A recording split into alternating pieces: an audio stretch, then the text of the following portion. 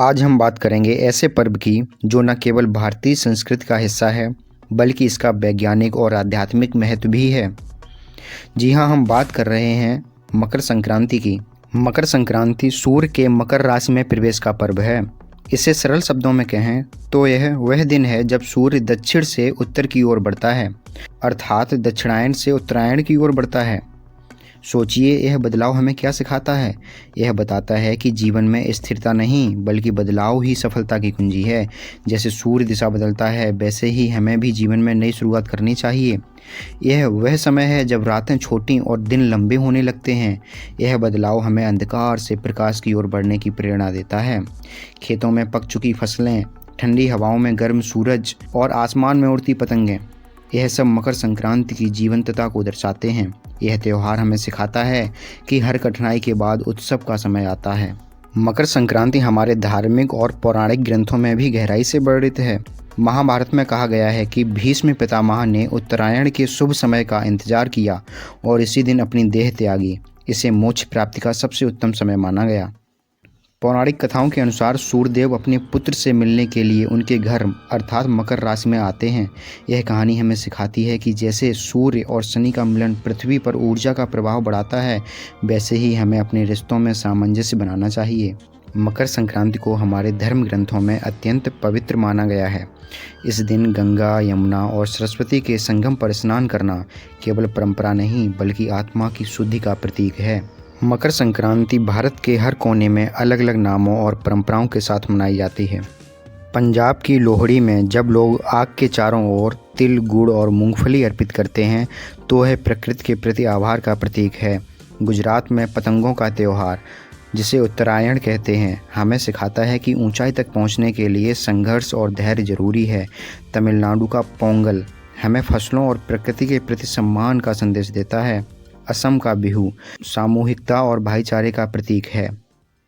इस दिन तिल और गुड़ बांटने की परंपरा हमारे रिश्तों में मिठास और सादगी बनाए रखने का प्रतीक है।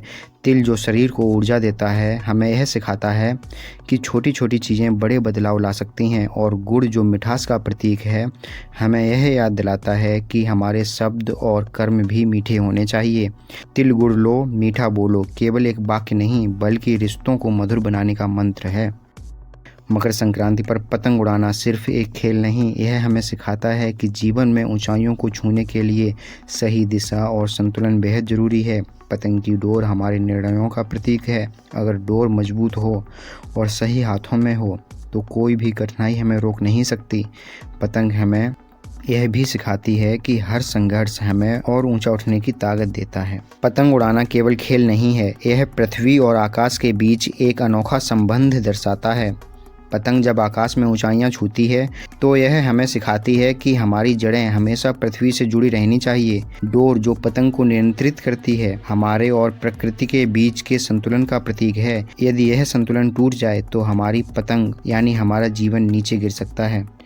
तिल गुड़ लो, मीठा बोलो केवल एक परंपरा नहीं बल्कि पृथ्वी के प्रति आभार का प्रतीक है। तिल और गुड़ दोनों पृथ्वी की देन हैं। तिल सर्दियों में शरीर को गर्मी देता है और गुड़ रक्त को शुद्ध करता है। ये दोनों हमें यह सिखाते हैं कि पृथ्वी के छोटे से छोटे उपहार भी हमारे जीवन को बेहतर बना सकते हैं। इनका बांटना हमें यह संदेश देता है कि जब हम पृथ्वी की संपदा को दूसरों के साथ साझा करते हैं तो जीवन में मिठास और सामंजस्य बढ़ता है।